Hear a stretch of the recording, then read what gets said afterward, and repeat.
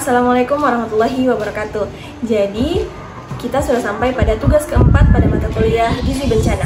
Nah, pada kesempatan kali ini, kita akan membuat video mengenai rencana intervensi dan monitoring berdasarkan semua kajian yang telah dilakukan pada tugas-tugas sebelumnya. Untuk itu, untuk lebih lengkapnya, silahkan simak video berikut. Baik, bismillahirrahmanirrahim. Assalamualaikum warahmatullahi wabarakatuh. Waalaikumsalam warahmatullahi wabarakatuh. Jadi saya ucapkan kembali terima kasih kepada rekan-rekan yang telah meluangkan waktunya untuk melakukan pertemuan kita pada hari ini. Jadi pada pertemuan ini kita akan membahas mengenai intervensi utama dan bagaimana monitoring terhadap seluruh rencana yang telah kita buat sebelumnya. Nah, sebelum kita membahas hal tersebut, sebelumnya di sini saya akan membacakan bagaimana atau menjelaskan bagaimana mengenai dampak dari bencana alam gempa bumi terhadap pelayanan gizi di Provinsi Sanubari. Nah, di sini informasi pertama yang diberikan bahwa baru 60% fasilitas kesehatan yang beroperasi pada wilayah terdampak. Nah, hanya beberapa di antaranya yang memiliki fasilitas rawat inap untuk penanganan anak gizi kurang dan gizi buruk. Yang mana selain itu tenaga kesehatan yang terlatih penanganan gizi buruk terpadu pada balita sangat terbatas di daerah Provinsi Sanubari sana.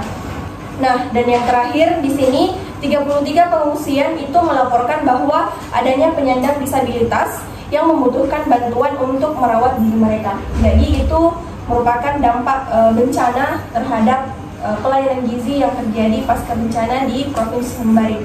Jadi kita perlu untuk membahas mengenai intervensi berdasarkan kajian dampak bencana yang telah kita lakukan sebelumnya. Nah, di sini juga telah dilampirkan ini ada rencana kegiatan pokok kita untuk intervensi dan monitoringnya. Mungkin teman-teman ada yang bisa bantu untuk menjelaskan.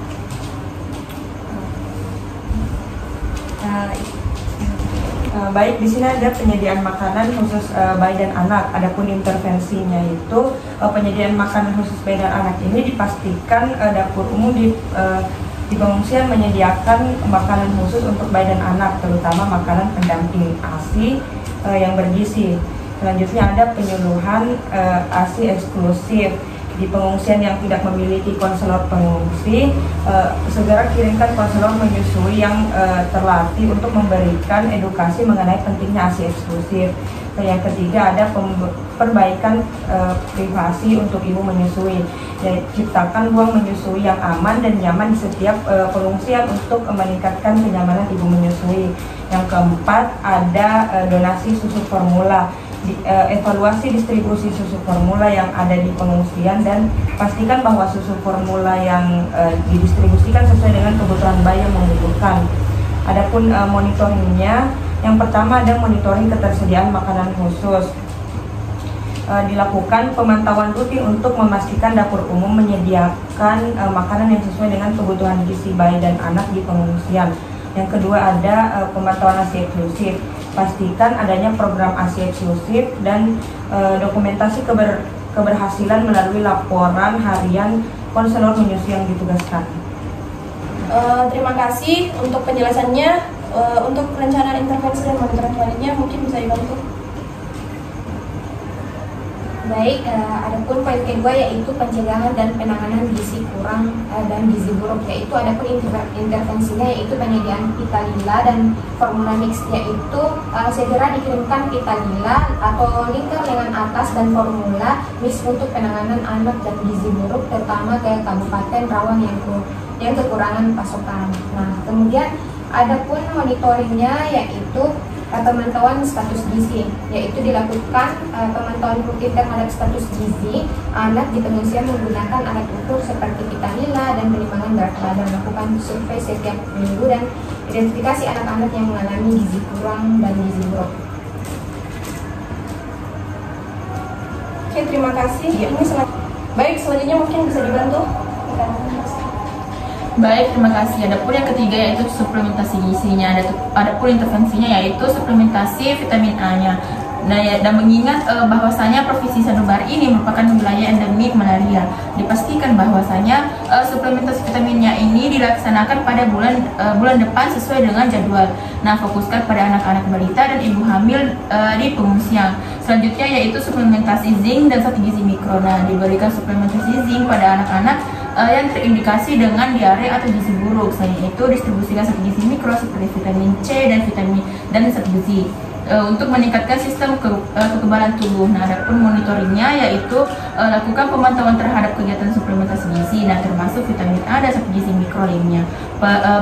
Periksa apakah distribusi dan konsumsi dilakukan dengan baik di setiap pengungsian. Untuk selanjutnya, untuk rencana kegiatan pokok intervensi dan monitoring yang keempat mengenai dukungan gizi pada kelompok rentan lainnya, seperti yang telah saya sebutkan tadi, bahwa dampak dari bencana alam ini salah satunya yaitu ada banyak sekali kelompok rentan yang terdampak bencana ini. Maka dari itu kita perlu memperhatikan dukungan gizi pada kelompok rentan. Mungkin bisa dibantu. Selanjutnya yaitu dukungan gizi pada kelompok rentan lainnya. Intervensi yang pertama yaitu dukungan untuk ibu hamil dan menyusui. Di sini kita menyediakan paket makanan tambahan bergizi untuk ibu hamil dan menyusui, serta memberikan edukasi mengenai pentingnya pola makan yang sehat dan cukup gizi untuk mendukung kesehatan diri dan janin. Selanjutnya, intervensi yang kedua yaitu pemberian bantuan untuk penyandang disabilitas. Identifikasi penyandang disabilitas di pengungsian dan berikan bantuan yang dibutuhkan seperti makanan khusus atau perawatan medis untuk mereka. Selanjutnya yaitu monitoring, pemantauan kebutuhan gizi kelompok rentan.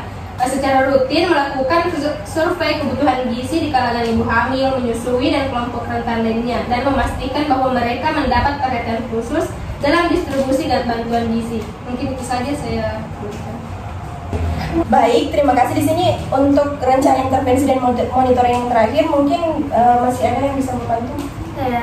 Silakan.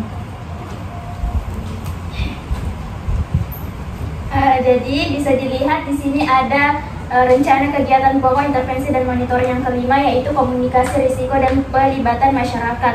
Nah, yang pertama yaitu intervensinya edukasi masyarakat, di mana mengingat bahwa Provinsi Sanubari itu merupakan wilayah endemik malaria. Kemudian pastikan suplementasi vitamin A dilaksanakan pada bulan depan sesuai dengan jadwal yang sudah ditetapkan sebelum-sebelumnya. Kemudian fokuskan pada anak-anak balita dan ibu hamil di pengungsian. Nah, kemudian ada pun monitoringnya yaitu pemantauan efektivitas komunikasi, di mana diharapkan melakukan pemantauan untuk mengetahui tingkat pemahaman masyarakat terhadap pesan-pesan gizi dan kesehatan yang disampaikan.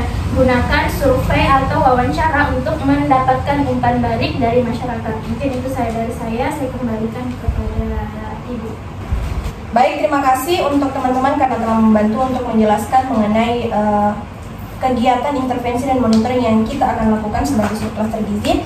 Jadi di sini ada penjadwalan mengenai rencana tersebut. Jadi untuk minggu pertama dan minggu kedua itu kita melakukan distribusi awal Vitalila, formula mix dan PMT, yaitu makanan tambahan. Kemudian kita juga melakukan penyuluhan ASI eksklusif, gizi seimbang, dan pencegahan keracunan makanan. Dan yang terakhir pada minggu pertama dan kedua itu kita melakukan pengiriman tenaga medis yang terlatih untuk penanganan gizi buruk. Untuk minggu selanjutnya yaitu pada minggu keempat, minggu ketiga sampai minggu keempat itu kita melakukan pemantauan status gizi anak dan ibu hamil serta distribusi suplemen gizi, kemudian memeriksakan dan distribusi bantuan makanan khusus untuk ibu hamil dan ibu menyusui, kemudian melakukan evaluasi mengenai efektivitas distribusi susu formula dan pemberian makanan tambahan di tempat pengungsian. Nah, untuk minggu terakhir atau 2 minggu terakhir yaitu minggu keempat sampai minggu kelima kita melakukan monitoring berkelanjutan terhadap kesehatan gizi kelompok rentan dan pemantauan distribusi bantuan. Dan yang terakhir itu kita melakukan penyesuaian distribusi berdasarkan laporan dari pengungsi dan petugas medis. Sampai sini teman-teman paham atau ada yang belum? Oke, baik. Jadi mungkin itu saja untuk pertemuan kita pada hari ini. Jadi dapat disimpulkan bahwa selama 5 minggu ke depan kita akan melakukan implementasi dari rencana monitoring dan evaluasi yang kita lakukan sesuai dengan penjadwalan yang telah saya jelaskan tadi. Oleh karena itu, saya harap kita dapat memperkuat sistem intervensi dan monitoring ini guna untuk mengurangi risiko dan meminimalisir kerugian akibat gempa bumi di Provinsi Sanubari tersebut, sekaligus untuk meningkatkan kesiapsiagaan serta ketahanan Provinsi Sanubari dalam menghadapi ancaman bencana selanjutnya.